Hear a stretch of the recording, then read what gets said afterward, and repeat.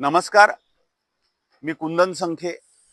मी आज जिकडे उभा आहे ते आहे त्याचं नाव आहे तारापूर औद्योगिक क्षेत्र, म्हणजे MIDC आपण म्हणूया, जी देशातील सर्वात मोठी औद्योगिक वसाहत म्हणून आपल्या सर्वांनाच परिचयाची आहे. पण तेवढंच ती परिचयाची असण्याचं दुसरं एक कारण म्हणजे सर्वात मोठं होणारं प्रदूषण. आता मी हे बोलण्याच्या आधी हेही सांगतो की जरी मी सरकारी पक्षात असलो तरी काही लोक म्हणू शकतील की तुम्ही सरकारी पक्षात आहात, परंतु सरकारी पक्षात असणं पदाधिकारी आणि ते असलेले प्रश्न हे न मांडणं हे गरजेचं नाहीये. प्रश्न हे मांडावे लागतील जर प्रश्न निर्माण झाले तर. आता मी हे तुम्ही बघा, हा आहे नैसर्गिक नाला. आता मला वासही घेणं कठीण होत आहे, म्हणजे एवढा घाण वास, उग्र वास इकडे सुरू आहे.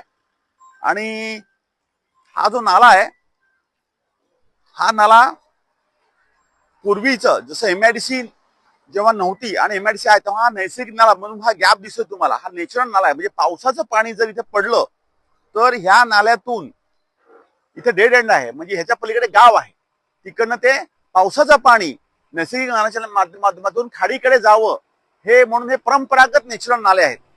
परंतु सध्या या नैसर्गिक नाल्याचा वापर हे उद्योग हे केमिकल बेकायदेशीररित्या सोडण्याकरता, पर्यावरणाची हानी करण्याकरता आणि गावातील शेतजमीन नापीक करण्याकरता आणि या नैसर्गिक नाल्या वाटे खाडी आणि पुढे समुद्र म्हणजे मच्छीमारी नष्ट करण्याकरता उपयोग करतायत. आणि इकडचे जे MPCBचे अधिकारी आहेत, MPCBचे, यांना ह्याचं काहीही पडलेलं नाही. ह्या नाल्याच्या पलीकडेच एक संप आहे, ज्याला आपण CETP ला एकत्रित करण्याकरता संप एकत्र, म्हणजे सर्व कंपन्यांचा एक संप एकत्र येतो, जेथे सर्व केमिकल एकत्र केलं जातं आणि त्याच्या पलीकडे ते रिसायकल करण्याकरता कॉमन इफ्लुएंट ट्रीटमेंट प्लांटला पाठवायचं असतं. परंतु त्याचा वापर कोणी करत नाही, कारण त्याला ट्रीटमेंटचे चार्जेस द्यावे लागतात. आणि अशा पद्धतीने हा फेब्रुवारी महिन्यामध्ये हा नैसर्गिक नाला पूर्णपणे भरून वाहतोय आणि त्याचा वापर हे उद्योग MPCB अधिकाऱ्यांना हाताशी पकडून बेकायदेशीररित्या करतात. आता इकडनं हा जो नाला गेला, हा नाला पलीकडे इकडे जाऊन हे सगळा शेवटचा उद्योग आहे MIDCचं. ह्याच्या पलीकडे गावातल्या शेती आहेत आणि ह्याच्यातून नैसर्गिक नाल्याद्वारे ते जे हे आहे ते पोचतं कुठे? खाडी आणि समुद्र. आता आम्हीच मागे मागणी केली होती की जिकडे जिकडे डेड एंड आहेत नाल्यांचे, तिकडे तुम्ही ते पॅक करा, जेणेकरून गावामधल्या शेतीमध्ये पाणी केमिकलचं कोणी बेकारी सोडणार नाही. आम्ही चांगले, आणि त्याच्याकरता मी MIDCचं अभिनंदन करतो की त्यांनी हे जे शेवटचं एंड आहे तिकडे ते बांधकामाने तो नाला बुजवलाय, म्हणजे जर कोणी बेकायदेशीररित्या जर केमिकल सोडलं ते जाणार नाही.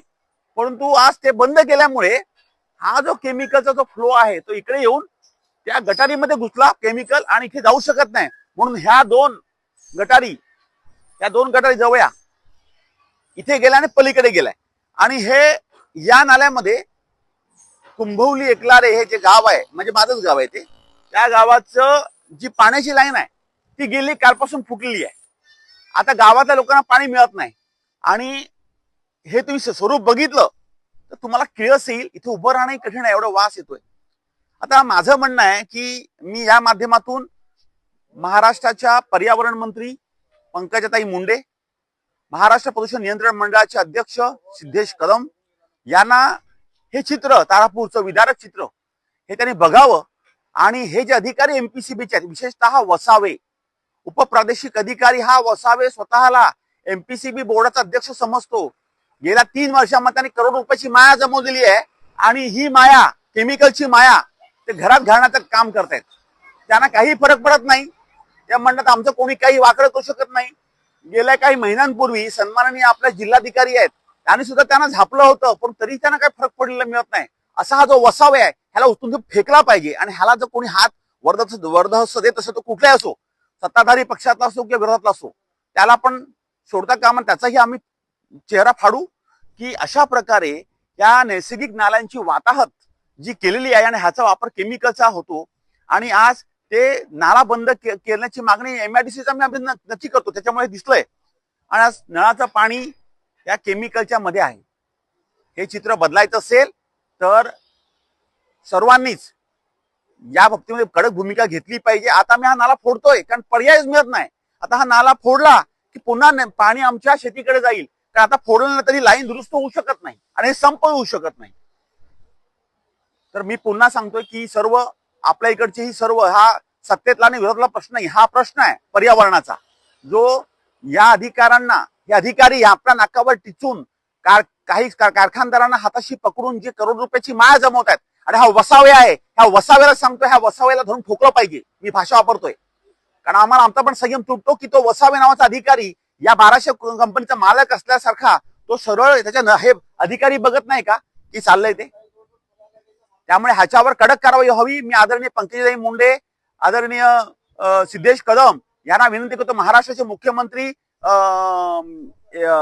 सन्माननीय देवेंद्रजी फडणवीस साहेब यांना विनंती करतो. महाराष्ट्राचे उपमुख्यमंत्री आपल्या शिंदे साहेबांना विनंती करतो की तारापूर हे दिसतं मोठे औद्योगिक वसाहत, पण खालचा तो बेस आहे. म्हणूनच लोक उद्योगाला विरोध करतात. ह्याचं कारण हे आहे की अशा प्रकारचा उद्योग नकोय जे पर्यावरणाचा ऱ्हास करेल, प्रदूषण करेल. मग लोकांनी का सहकार्य करावं आणि आम्ही पण त्यांना कसं सांगावं की ह्याच्यातून चांगलं काहीतरी घडेल म्हणून. हे त्याचं कारण आहे.